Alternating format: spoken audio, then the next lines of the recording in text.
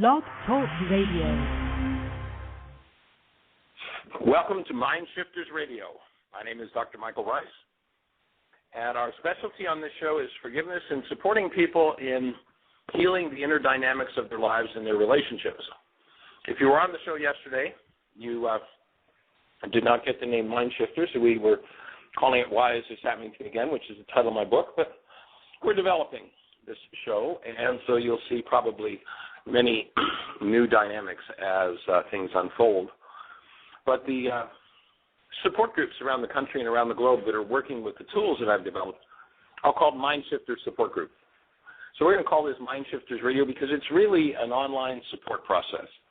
And we're here to support you and everybody that you know in coming to an understanding of the inner dynamic of forgiveness. And as you come to understand that inner dynamic of forgiveness, literally change everything in your life. And so that's what we're here to do. That's our process. And welcome. We're delighted that you're with us. This is our second show. If you weren't with us yesterday, we started out with a few conversations about some of the dynamics that people experience in their lives and in their relationship, a little bit about what the healing process looks like. And we're going to be expanding that out in the ensuing days and years into a total package of a set of tools for how to change every dynamic in your life. As we said yesterday, I just got a message from Carol that said to give you the call-in number. If you want to call in and talk to me or ask a question, the number is 646-200-4169. So give us a call, and we'll be delighted to chat with you online. We started out yesterday talking about the idea that human life is made of love, and where love is not, human life is not. And we are about reestablishing the presence of human life on earth. Just because a body can get up and walk and talk does not mean that there's actually human life in it. If love is not present in that physiological system, my offering is that life is not present. And oftentimes, because of the genetic history that we have, because of the environmental situations that we find ourselves in, we find ourselves run by dynamics that are not only anti-love, but obliterate and destroy the presence of love in us.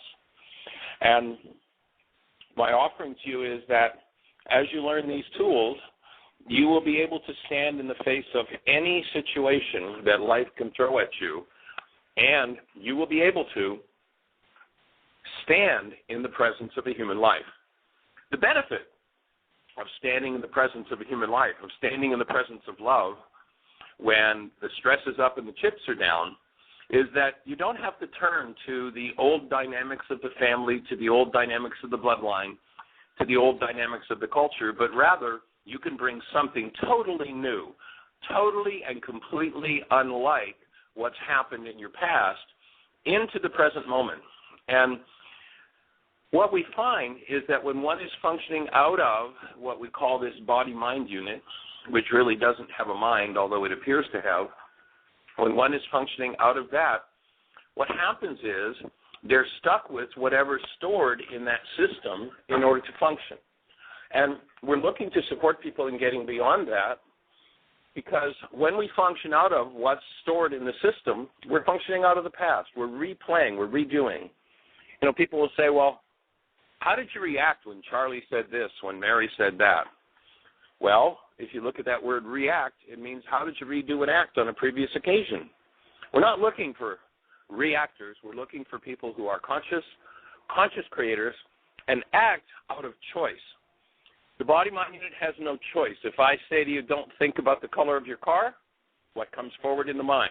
The color of your car. Most people call that thinking. My offering is that's just cycling information out of a multi-generational database and has nothing whatsoever to do with thinking. Thinking is something that happens out of being. And if you taste of being, you make new choices. And you'll notice that if you've made new choices in your life, but you haven't forgiven, you haven't gone into that multi-generational database and removed what never belonged, you'll notice that when the stress is up and the chips are down, it's like that thing almost forces you to go back into the old dynamics and the old reactions that it holds. Forgiveness is the key to how you crack the code, how you get into that database and remove the behaviors, the words, the actions, the attitudes, and the feelings that you say, I'm ready to be finished with that. I don't want to play there anymore. I want to do something else. And as you come in and choose life, you have a totally and completely different option. Let me give you an example. There's a location that I speak at in Atlanta fairly often. And about 5 years ago, I arrived to speak there one morning, and a young woman came up to me and said, Michael, I want to thank you for saving my life. Well, I was kind of in the space of, I just got here late last night. It wasn't me. But she went on to tell me the story of what had happened to her about 6 months earlier. She had come home from work and went into her apartment and locked the door from the inside and found herself locked in her apartment with a man who had a knife that said he was going to rape her and kill her. And as he proceeded literally to rape her, held a knife to her throat, she knew that she was going to die. She had no question in her mind that she was about to die.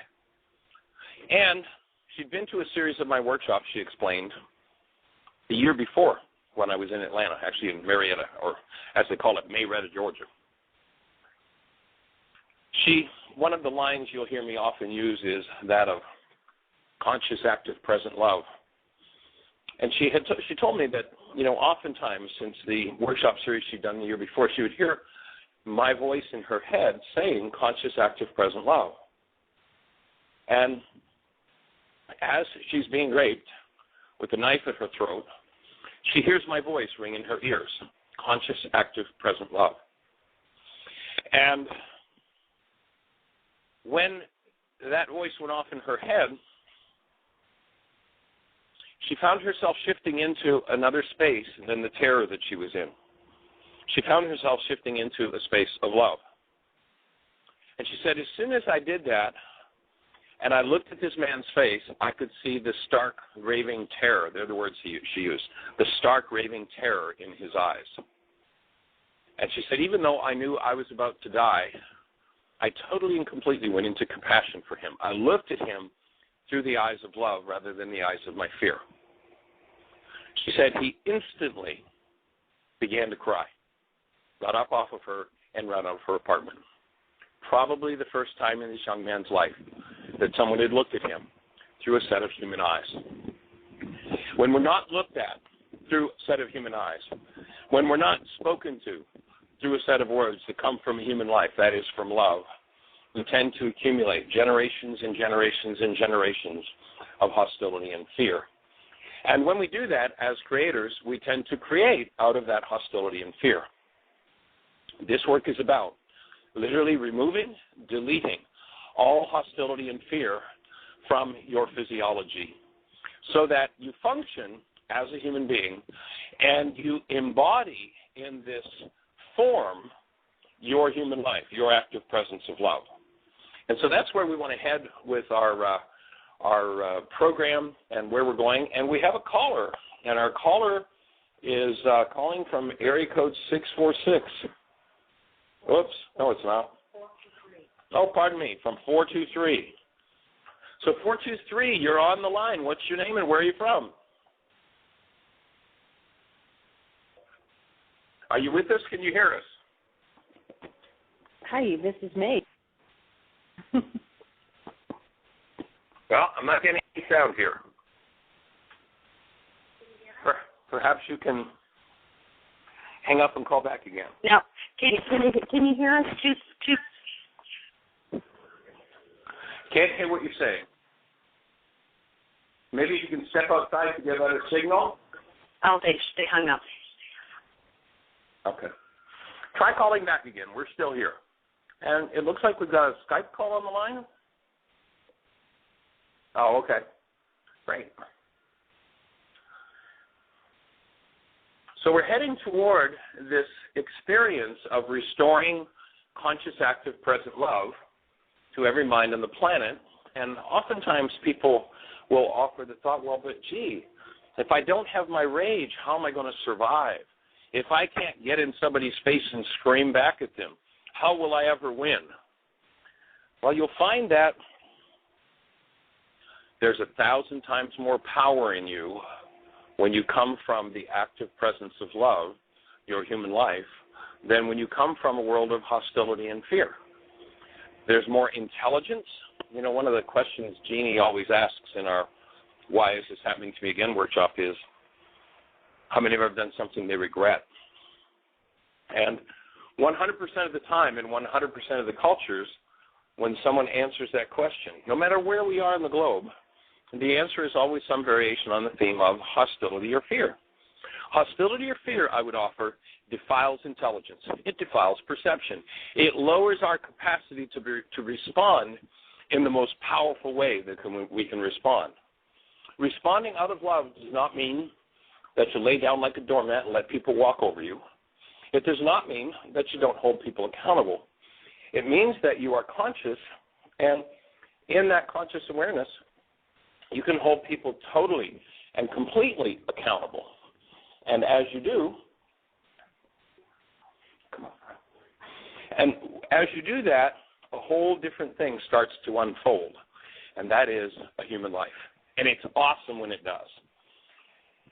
Now, it takes work. Many people will say, but, well, you know, so much of my life is made up, you know, there's so many nasty people in my world. I just have to be angry to survive. I just have to be tough. And I would offer that's a total falsehood, and it's something that we've bought into, and it keeps the insane game of struggle, poverty, conflict, divorce, and war going without respite. And when you recognize that, you see that as a being connected to love, with words that come from that connected space, that you have a whole different possibility in your life, and you create whole different results. Probably one of the greatest atrocities done to us as human beings down through the ages, and that we've bought into, is the idea that we are not creators. We forget the fact that our basic nature is that of a creator. We are made in the image and likeness of the creator, and that makes us creators. Now, of course, that's an idea that absolutely everybody loves. Oh boy, I'm a creator. But they don't tend to love it so much when their creation isn't going so well. In fact, when they've created something that they don't want to deal with, that they don't like, they've got a whole host of people that they blame. Well, it's all your fault that I'm experiencing this. You did it to me.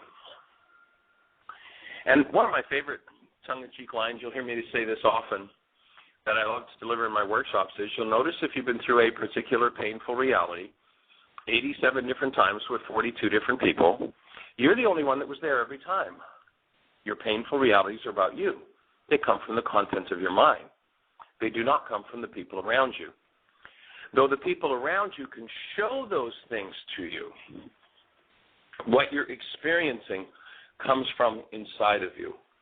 And there's a whole new space to live in, a whole new level of empowerment when you choose to do something other than pretend that other people are the problem in your life. And so that's the foundation of where we're going. If you'd like to call in and you have any questions, if that makes sense to you, if that doesn't make sense to you, give us a call. Our phone number for call-ins is 646-200-4169. That's 646-200-4169. We would love to be able to chat with you and answer your questions. The idea of this show is to support you in acquiring a whole new set of tools, a whole new attitude, and a whole new way of living if you've been living in a world of conflict, if you've been living in a world of trauma. Conflict and trauma are not a necessity. They're not required. We have the option of changing that. But we can't change it as long as inside of it there's something different. And that something different inside of us is ours. And therefore, if we know how, is changeable. However, when we give away our power through blame, you made me angry, you made me sad, you made me afraid, you made me this. What happens is, when we blame, we take the power with which we create and we wrap it up in our brain's image of someone else. And that power is now tied up inside of us in our brain's image of them. Whenever they show up as powerful and we show up as weak because our power is what's empowering them. Our blaming them literally hides our power away in our brain's image of them, and we seem to be powerless at that point. When you begin forgiving, and forgiveness has nothing to do with letting them off the hook because you have pain in you, forgiveness is how you go in and reclaim your power. Forgiveness is how you go in and undo the blame game, undo the hostility and fear, how you literally remove it from physiology so it's no longer within you to defile your mind's output.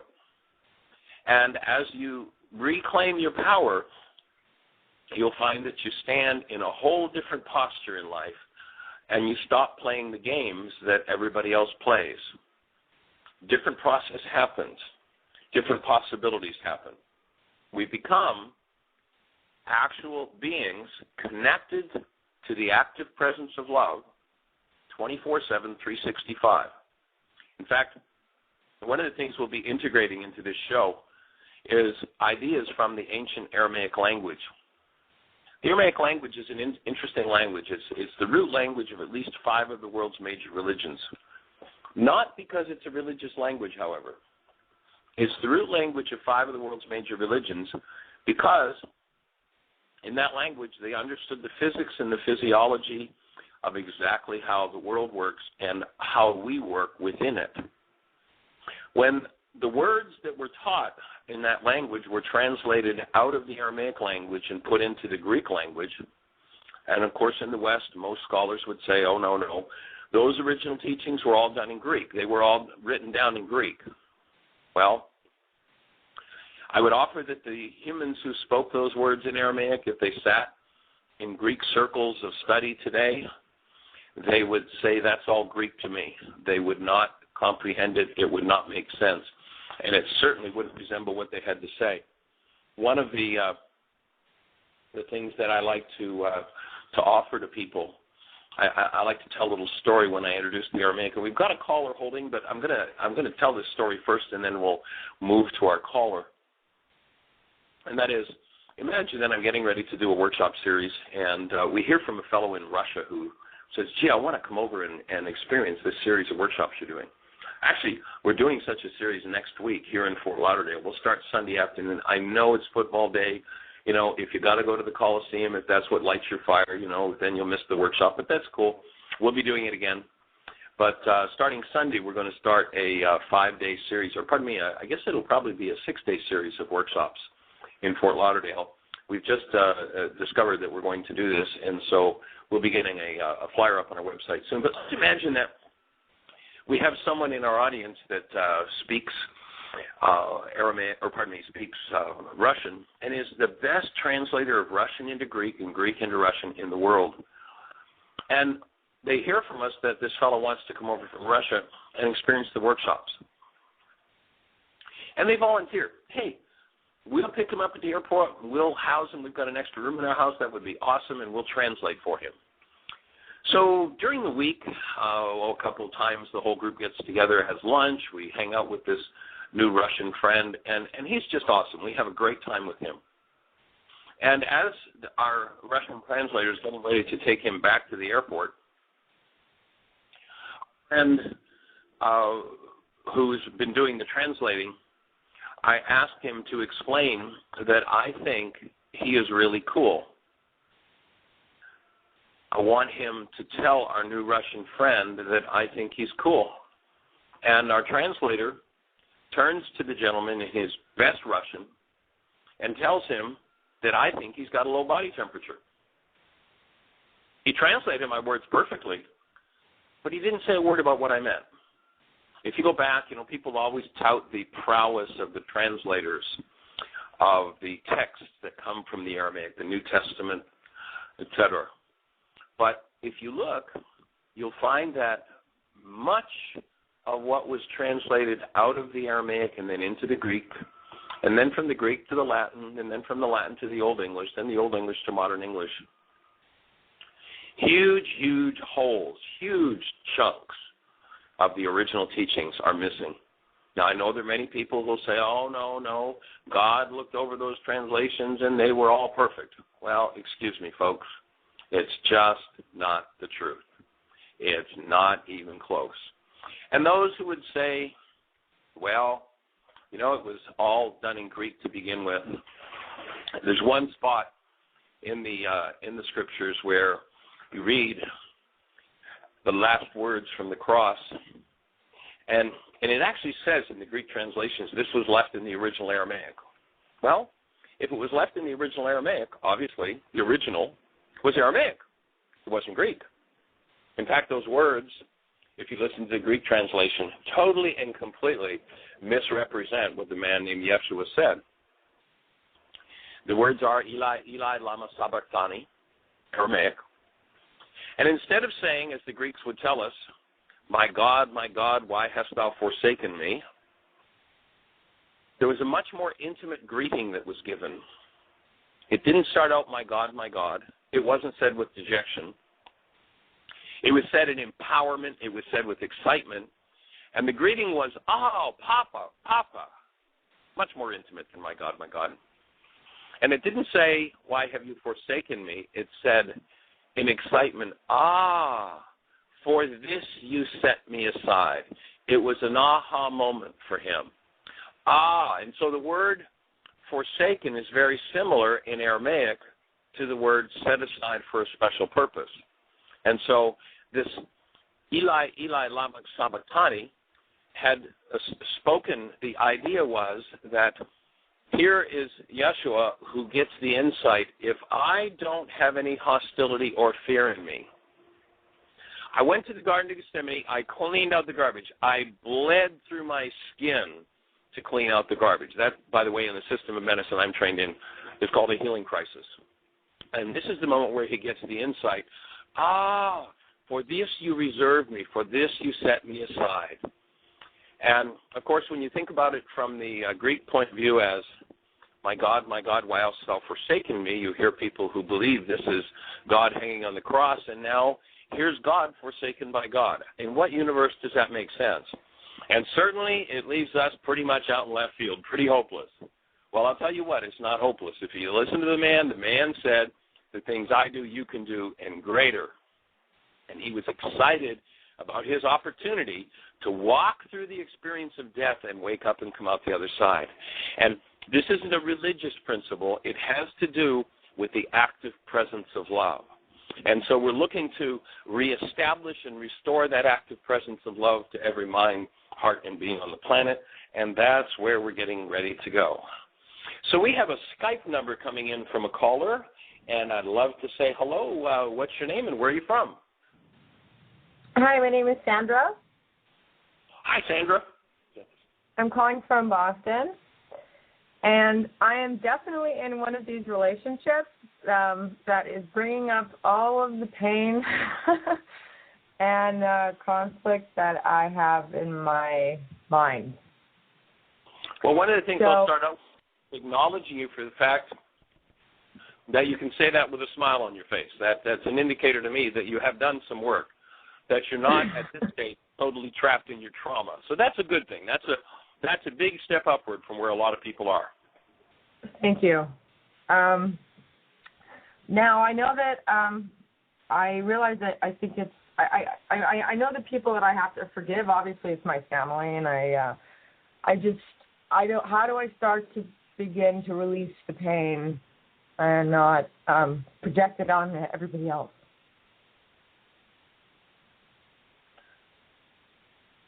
Huh? I don't know.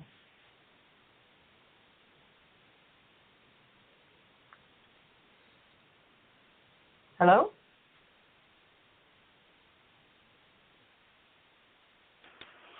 Excuse me, can you hear me? Sandra? Hello, Sandra? Oh, we lost you. Well, let me, if you want to call back in, Sandra, come on in, and otherwise I'll go ahead and address your question. So my suggestion to you would be that you never forgive your family and you never forgive yourself for what they've done or for what you've done, because the act of letting somebody else off the hook or yourself off the hook for something that's been done that's inappropriate is not forgiveness. It's a Greek idea that's been substituted for forgiveness. Karl Marx says if you change the meaning of a culture's words, you can destroy that culture. When they changed the meaning of the word forgiveness, when they made it pardoning, they robbed us of forgiveness. All of a sudden, forgiveness was disappeared. And for 2,000 years, people were going around saying, well, I forgive you, I forgive you, I forgive you, which does nothing to address the internalized pain that's coming up. Now, pardoning, a Greek idea, is a very nice thing to do. I would support you pardoning them and pardoning yourself. However, the forgiveness work is how you go inside yourself and remove what never belonged. It's how you access the part of you that is hiding and only shows up when someone outside of you does a behavior that you don't like. And so what I would suggest the first step would be to go to www.whyagain.com. That's our website, whyagain.com. On the right-hand side of the page, you'll see a link that says Download Worksheets. I would suggest you go to that Download Worksheets link, and the first item on the page is a new Chapter 24 for my book, Why Is This Happening to Me Again? This is an explanation of the forgiveness process, and right below it, there's a link for a 7-step worksheet. I would suggest you download that worksheet and that you start to do that forgiveness work. That worksheet and that chapter describe the actual process of forgiveness. Nothing to do with letting others off the hook. It's how you change what's happening inside of you. And what you'll find is, as you change the things that are happening inside of you, everything in your world is going to begin to change. Michael, this is Carol. I think we have Jeannie or Sandra back. Sandra, are you there with us? Hello, Skype? Hello? Hey, Sandra. We're glad you're back. Hi. Sorry. Hi. So did that help you with what Michael shared with you? Well, you said to go to the so I'm basically just going to address how I react to situations, basically, so that I'm not reliving what I relived and that I can come to a new place, I guess, of peace when there's chaos around me. Right. When there's chaos around us, a lot of times there's not as much chaos as we think. For instance, Sandra, have you ever had somebody who's involved in that chaos accuse you of saying something you never said and doing something you never did? Yes. So you'll notice that in that situation, they were in a chaos that wasn't real. You didn't say it, you didn't do it. But they were in a situation, in a chaos, where they saw and heard you say things that you didn't say or do. How does that happen? Well, when we deny a part of our minds, we dissociate from that part of our minds. We hide that part of our minds. And once we hide that part of the mind, what happens is it replays and replays and replays. And when it comes forward, when it's resonated by a situation in our lives, as it comes forward, that part replays, but it puts all the dynamics that have been dissociated from inside of us into current events, so it looks like it's really happening now. And so I would offer that if you're experiencing and feeling the effects of chaos, that you're experiencing something that didn't happen. Somebody might have said some words, and your words might even be accurate about what they said, but the meaning you attach to them is totally yours. And it's really difficult to have clarity in relationship situations where I have internal chaos and I pretend that my internal chaos is outside of me. Most people spend most of their lives trying to struggle against and change what's happening, they think, on the outside, when in fact the only place it can be changed is on the inside. And that worksheet process and that chapter 24 of the book shows how exactly to address and get into those hidden parts of the mind and change them. Otherwise, the other thing we know that happens when you dissociate, when you deny ownership for something that's going on inside of you, in this case, chaos, you dissociate from that, and then you wear an instruction set on your sleeve energetically that says, I am a person that just likes to have chaos wherever I go. And everybody in town knows that message is there except you. And so the forgiveness process will put you back in touch with and empower you to change that message. And when you change that message, you will be awesomely amazed at how many people around you will change. Yesterday we shared a story of something that happened in a workshop a few weeks ago. We do a workshop called Healing Through Relationships. And in the Healing Through Relationships workshop, Jeannie was talking to this fellow after the workshop, and he took away a copy of the commitment that we use as a tool in that workshop.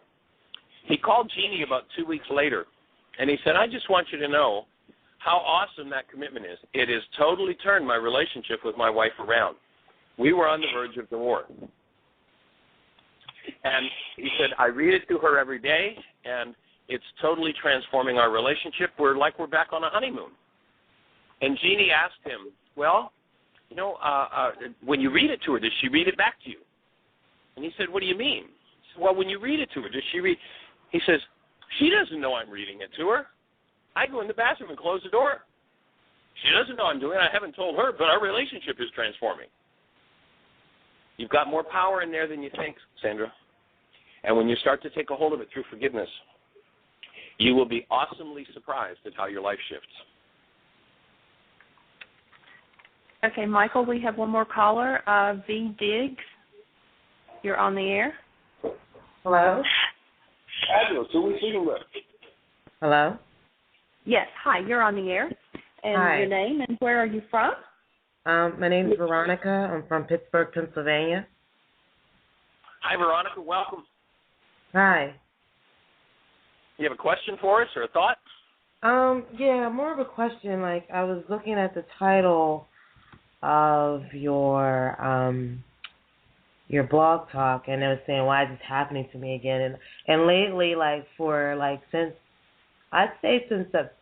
February of 2010 up until now, it just feels like a lot of events that are happening in my life, I've been there before, like, in the past, not in a past life, but it's like all happening all over again. And even like the people who are involved, they might be different people, but they have pretty much kind of like the same kind of maybe a little bit of character traits, and they have like the same sign, and so it's just very interesting. So like, I was wondering, right, the same word, right?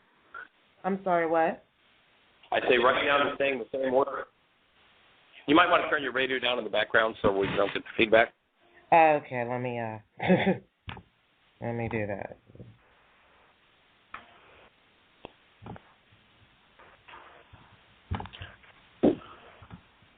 Okay, and you know, when you refer to that, how here they are doing this, that's what I was saying to our last caller, is that when we're in dissociation of something painful inside of us, what happens is, energetically, I'm talking about an actual frequency, measurable energetic frequency, we now wear that out there on our sleeves, and people respond to it. It resonates in people, something that they haven't dealt with, and they'll tend to play out of it, and that's why the same words, the same behaviors, the same situations come back again. Okay. When you use the forgiveness process, and I'd leave the same suggestion with you as we've offered to our last caller, is go to whyagain.com, WHYAGAIN.com, right-hand side, click on download worksheets, and download the instruction set, which is the new chapter 24 from my book, Why Is This Happening to Me Again? You can also download the whole book, by the way, for free if you just go to the website. And download the worksheet and start to work with it. And you'll find that what will happen is you'll come back into relationship with the dissociated part of your mind, and once you're back directly in relationship with it, you can change it. You can choose for it to be different forever. while it's in the dissociated state, but the feelings, the thoughts, the behaviors, and the diseases that are stored there are not changeable while we're in dissociation. Okay. So that would be my input for you. Okay. I was wondering if it also... All right, thank you.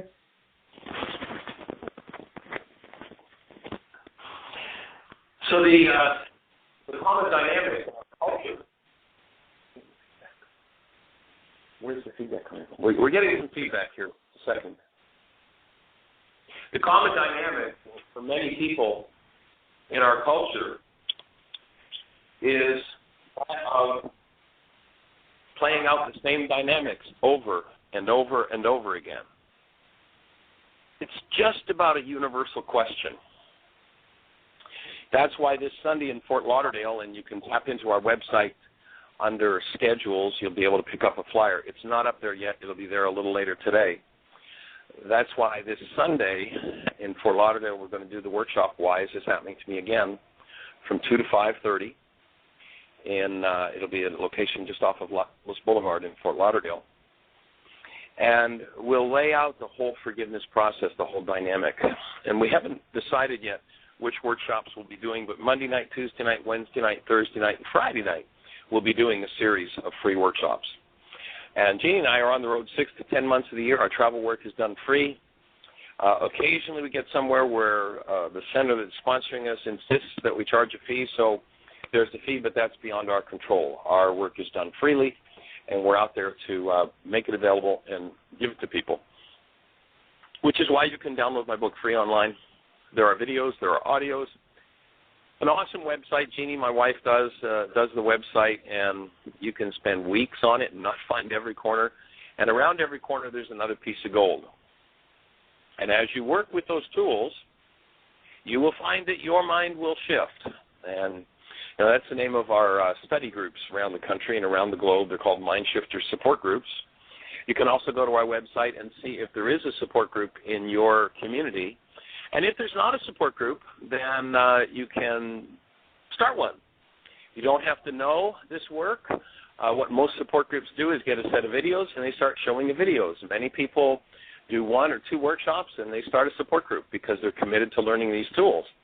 And, of course, now that we've got this radio show, we'll have a space to offer support group leaders feedback and information on an ongoing basis so that you've got support at least 1 hour, 5 days a week.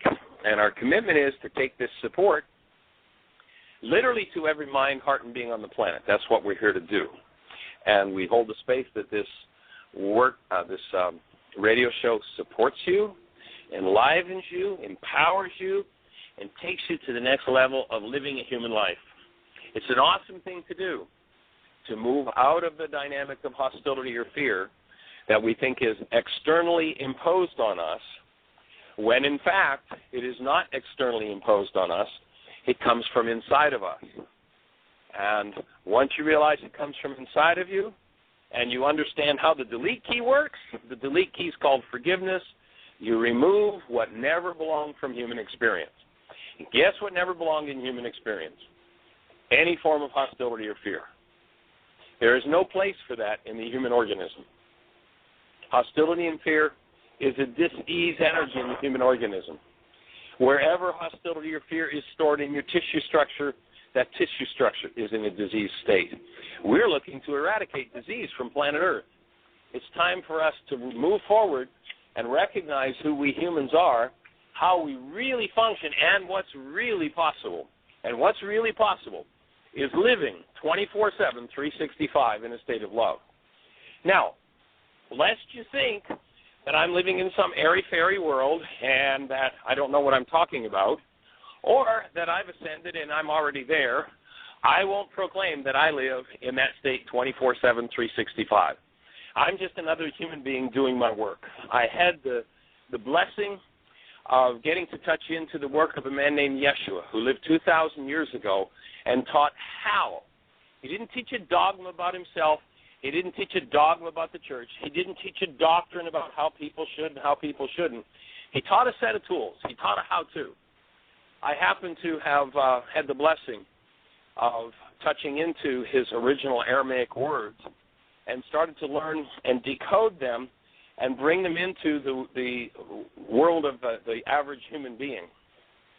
And as the average human being starts to understand and use those tools, life makes a totally and completely different turn. And we actually start to function, I would offer, as we were designed to function. And we were designed to function as the beings that we are, as beings of love. Michael, we have another Skype caller. Skype caller, you're on. Another Skype caller. Come on in. Hello, good afternoon. And your name? Where are you calling from? Where are you calling from? My name is Victoria from New York. Hi, Victoria. Hi. I've been listening, and I just wanted to say, because I'm a first-time listener, I think what you're saying is beautiful. It makes a lot of sense to me, and I'm very excited about, going online and checking out your stuff. I just wanted to say thank you. Well, it's awesome to be able to share it with you, and we do have one request as we share it with you, is that if it makes sense to you, and if it works in your life, pass it on to somebody else. Our commitment, the thing that keeps Jeannie and I on the road 6 to 10 months of the year doing free workshops is we're committed to taking this to every mind, heart, and being on the planet. I don't anticipate getting into 7,000 minds personally or 7 billion minds personally, but I do take responsibility for taking these tools to enough people that we will create a critical mass and change the insane, loveless, non-human dynamics that are running our world. So thank you for your call, and thank you for your acknowledgement. Wonderful, and you bet I will pass it on. Thank you so much. All right. Have the best year yet of your eternal life. And I think You we've also. got another caller. It's area code 954. You're on the air. Oh, Michael, this is Pamela. Well, hi, Pamela. How Let are me you? introduce Pamela. Pamela is someone who is facilitating our work, and Pamela has a forgiveness site on Facebook, is doing some awesome work with people and helping to get this around the planet. So what are your thoughts for today, Pamela? Well, first of all, I'd just like to follow up on Victoria's comment there, and I, too, cannot thank you enough for the work that you have shared with all of us. I've been researching a lot of this work, self-healing work and empowerment work, for about 30 years, and it wasn't until I came across your work recently, and it's only been the last few months that everything fell into place for me, and it was just such a huge paradigm shift of understanding that now all the pieces fit, all the puzzle pieces fit. So, what I've come to recently understand is, and like what the callers are calling about earlier, is the very people who push our buttons, we literally invite them or draw them to us for the very reason to heal what's in us that needs to be healed. And I never understood that before, and all the forgiveness work that I was doing, which was, as we talked about, was more the pardoning type of forgiveness. And so this is a complete shift of why all of this is happening to us again and again. So I cannot thank you enough for your work, and I'm just so excited to be downloading it myself and building the brain cells to where I can take this forward and share it with others as well, because I, too, want to assist you in getting this into the mind, body, and spirits of 7 billion people on the planet. So I'm signing up for that one. Well, I appreciate the fact that you're on our support team and all the awesome people you've tapped us into, and Terry for connecting you with us and what you're doing. And probably it'll be good news to hear that you won't have to drive all the way to Boca from out there in Weston. Starting Sunday, we'll be doing a Sunday through the following Friday workshop series right here in Fort Lauderdale. So it'll be a little closer than driving up to Boca. Make it a little easier on you.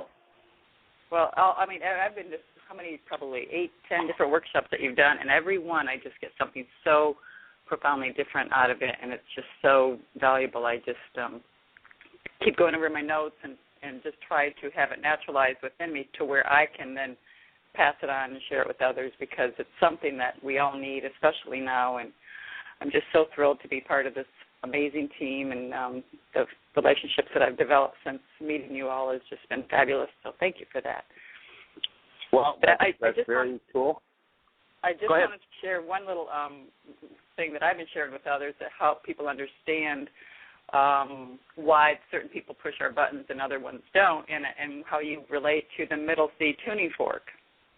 And what I say is, my brother and my father, they can't be in the room 5 minutes alone together, and something comes up, within minutes, and there's anger or upset or whatever. But what's interesting is, I can get along fine with my father, and I can get along fine with my brother. So why is that? And it's because I'm not at that middle C tuning fork. And so what would happen is if my brother, for instance, decided to heal himself and go in and address those issues that trigger him with my father, then he would no longer be at that middle C vibration anymore. And so people ask a lot, how can I heal a relationship alone? And that's how they do it on their own. Like what you referred to earlier in the show with the husband who read the commitment to his wife, and she was nowhere within earshot. He didn't even know she was doing it, or he was doing it, and what resulted because of it. So that's what is so amazing about this work that I've yet to see anywhere else, because it does change things on a level that no one has really touched before that I've come across. So thank you so much. Well, I'm delighted, Pamela, but stay on the line. I have a suggestion for you, and that is sit down and write the dynamics of one of those scenarios where you've seen Dad and your brother at it. And then, at a point where you're in a good space with your dad, just get him talking about his relationship with his dad. And kind of lead the conversation a little bit till it kicks in for him, and he starts to talk about the dynamics of conflict with his dad. And you know what? I guarantee you that just about everywhere you write down about what you observe between your brother and your father will say about his father. Because we pass these dynamics on generation to generation to generation. That's why that story about the Jews wandering in the desert was not just a story for people back then. It was a story for us. They wandered for 40 years doing a journey that should have been 2 weeks. And in order to get out of that desert, which is just a code word for the unconscious, in the Aramaic, the desert is a code word for the unconscious. And in order to get out of it, they said the old generation had to die off. It didn't mean everybody in old physical bodies had to physically die. The root of the word generation is genare. It means cause. All of the old causes had to go. And if I hold one cause in me that I've denied and dissociated from, and I'm wearing out on my sleeve, guess who's coming to dinner? Somebody's going to show up that's going to play that out with me. And, it's an awesome system for healing, because what it promises is that it will give you every opportunity that you need to learn forgiveness and to heal yourself. Some people will take the opportunity and they will heal physically, mentally, emotionally, spiritually. Some people will not take that opportunity and they'll die instead. And that's just part of the process. So that might be an interesting experiment for you to do and kind of detail it and watch the result. Well, I've already witnessed that firsthand with my daughters and myself. I have 3 daughters, and I had a situation come up that I just became aware of doing your work. And when I realized this, I was sharing it with my daughters, and then I didn't even connect it, but they connected it, how they were in the same pattern in their life. And we all looked at each other like, oh, my gosh. And you're completely unconscious that this is happening, and we keep playing out these roles with, the different relationships or scenarios in our life and have no clue, completely unconscious all the time, going through our lives until you're aware of it. And, so that's why this body of work is so profound, because nowhere have I seen where that is, where you can actually go into a family and see it from generation to generation to generation. And so now that I saw that with myself and my daughters, I'm looking up at my mother and my grandmother. I'm thinking, there it is as well. It's just like, and it's just history repeating itself in a lot of different scenarios across the board. So it's just so profound, and it's like the lights are going on 24/7 here. Well, really if you go back to, again, the ancient scriptures, where they understood all these dynamics, they said this: look to the lives of the fathers, for ours are but a shadow of theirs upon the earth. We're just playing out those dynamics. And when we play out those dynamics, we're not alive. And people, in order to stay in that dissociated state and live in denial, live in that state of unconsciousness. And there are internalized stresses from that that are monumental. That's why people go berserk when somebody triggers it, because stored in the cellular structures, the rage, the fear, the pain, the trauma that went along with that perhaps 20 generations ago is still in our genetics. And as you truly learn to forgive, you open that up and you change those dynamics. But when you first start to acquaint people with those unconscious dynamics, you've got to be careful. Because when you deliver truth, in order to be in a dissociated state, you have to be in blockage of truth. Mm-hmm. And when somebody's in blockage of truth, what happens is the person who delivers truth to them becomes, in their mind, the cause of their stress. They don't realize that the stress is inside of them, and just by delivering truth, that person's stress level goes up. And most people have their stress wired to getting rid of the source of the information that shows them their blockage rather than healing their blockage. And this work is about turning that around. And, of course, most people, when you first start to tell them about their unconscious dynamics, they just go, well, what are you talking? No, that wouldn't be true about, that couldn't be true about me because I know it. It's like, no, that's why we call it the unconscious. Right. And it applies to everyone else but me, right? Yeah. It's all everybody Michael, else. I'm right, you're wrong. Michael, this is Carol. We have about 8 minutes left, and you have 2 more callers. Okay. All right. Okay. Well, Pamela, Okay, thank you for your call with on our team, and we'll look for you if you're going to be in Boca tonight for Getting the Stress You Need at the Heart Painter Studio. We'll see you there. Okay, wonderful. Thank you so much again. Bye-bye. Okay. Bye. Bye-bye. Okay, and we have 2 callers that are area code 417, and this is 417255. You're on the air. What's your name and where are you calling from? Hi, this is David, and I'm calling from Heartland. Hey, David, welcome back. We introduced David. It's management Heartland, our center in the Ozarks in southern Missouri. How's the weather in Missouri today, David? We haven't spoken yet. Oh, I know, and one of the reasons we haven't spoken is because I haven't been.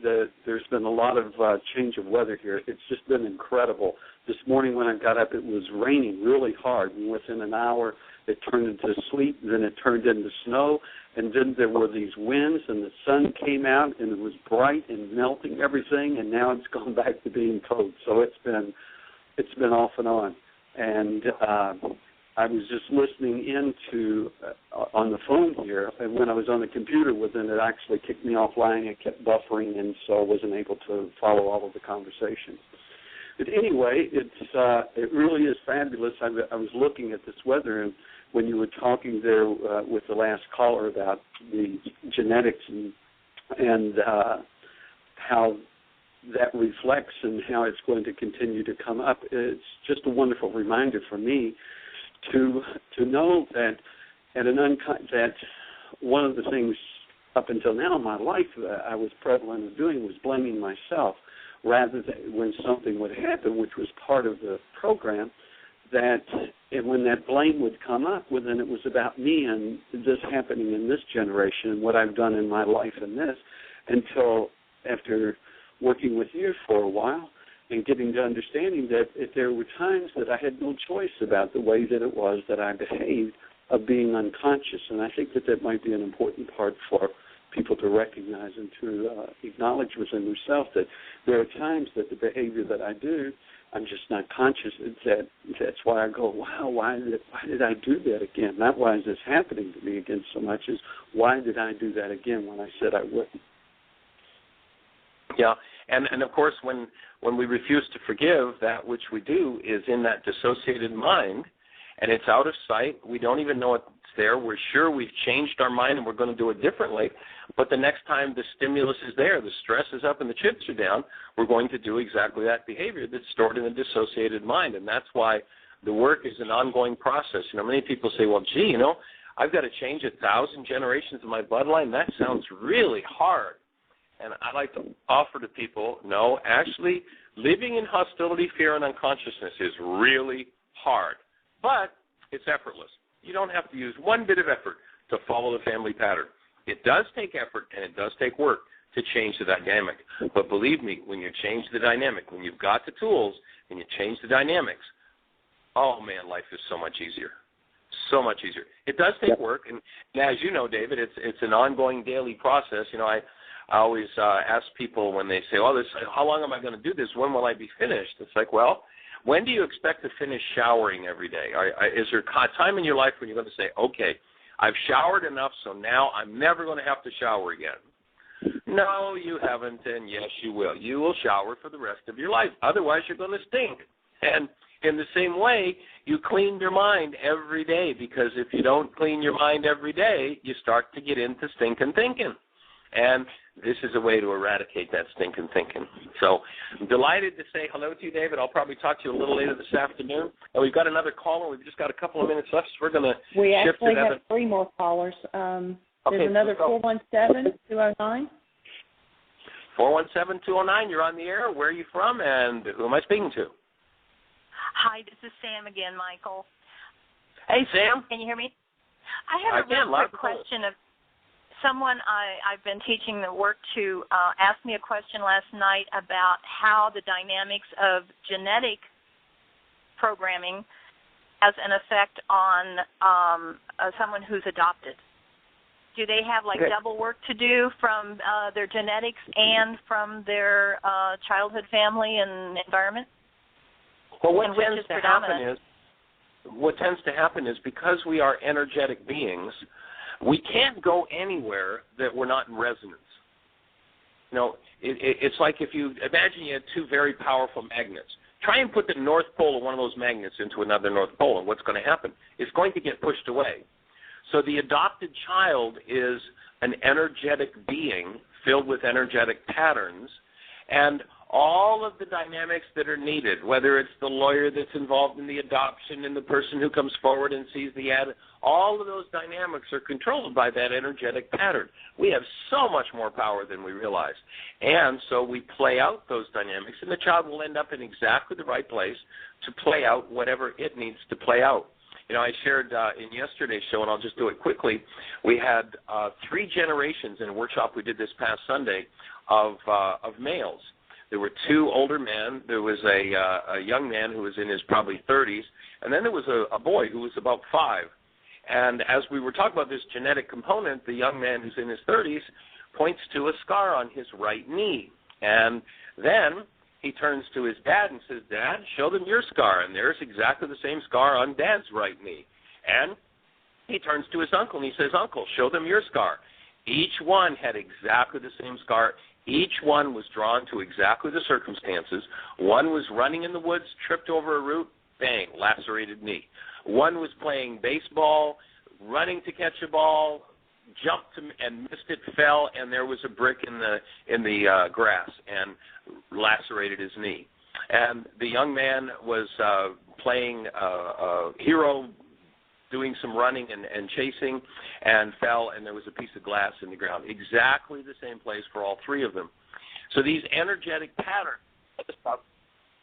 and draw us to whatever it is that we need to be drawn to. And once we're drawn there, we'll play it out. That 3rd generation that was there, 5-year-old young boy, about an hour later, crashed into an aluminum grate, and he didn't lacerate his knee, fortunately, but the injury was in exactly the same place. We're drawn where we need to draw. And I think we're getting close to the end of our show. Gee, an hour goes fast. Yes, you're down to actually a little less than a minute. Less than a minute. Michael. Okay, delighted. Thanks, Sam. I guess we don't really have the space to bring another caller in. I'll just say this, that we all share a privilege. We as human beings share a privilege, and the privilege is to have an energetic form that is capable of supporting a human life. We live in a paradise that gives us the opportunity to embody the love that we are. And as we do that, there's some work to be done. There's some energies to be displaced because of the craziness that's gone on the planet. But we have this privilege of getting to embody a human life, to express and to experience as the active presence of love, 24/7, 365. And I join with each of you having the most awesome year yet of your eternal life. Check our website for our schedule. We're in South Florida, Fort Lauderdale, Boca Raton tonight, Fort Lauderdale starting Sunday, and we look forward to hearing from you. Have a blessed one. Bye-bye.